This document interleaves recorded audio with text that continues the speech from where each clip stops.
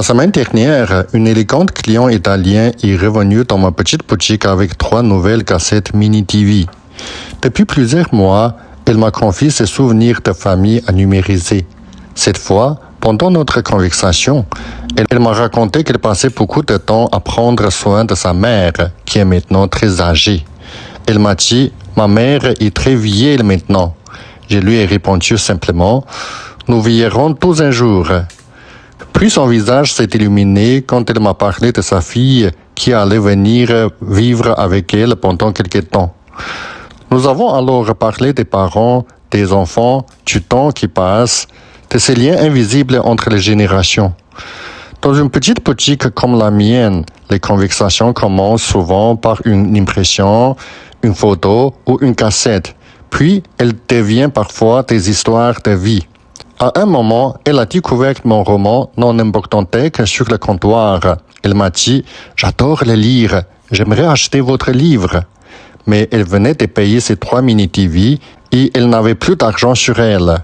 Alors je lui ai dit « Prenez-la avec vous, vous me payerez la prochaine fois ».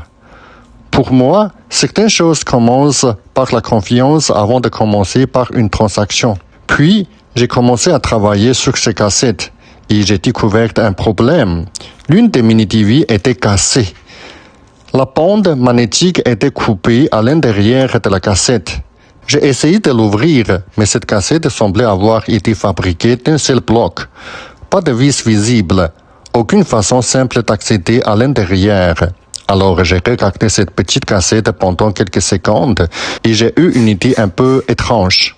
J'ai porté la cassette à mes lèvres et j'ai soufflé doucement dans une ouverture comme si je jouais de l'harmonica.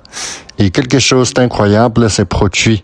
L'extrémité de la bande est sortie de l'autre côté.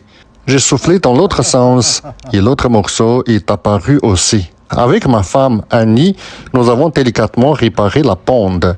Puis nous avons réussi à transférer toute la vidéo en format MP4. Ses souvenirs étaient sauvés. Le lendemain, je l'ai appelé pour lui annoncer la bonne nouvelle. Mais cette fois, c'est elle qui m'a donné un cadeau.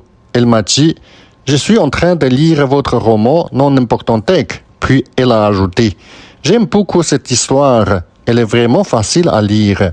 J'aime particulièrement les phrases courtes et les petits chapitres. » Cette remarque m'a beaucoup touché. Parce qu'au fond, un livre et une vieille cassette ont quelque chose en commun. Tous les deux gardent une trace du temps. L'un conserve des images du passé, l'autre conserve des histoires imaginées. Et parfois, dans une petite boutique de quartier, les souvenirs des autres rencontrent les histoires que nous avons créées. Peut-être que rien n'est vraiment non important. Même un vieux talent oublié comme jouer de l'harmonica peut un jour aider quelqu'un à retrouver une partie de sa mémoire.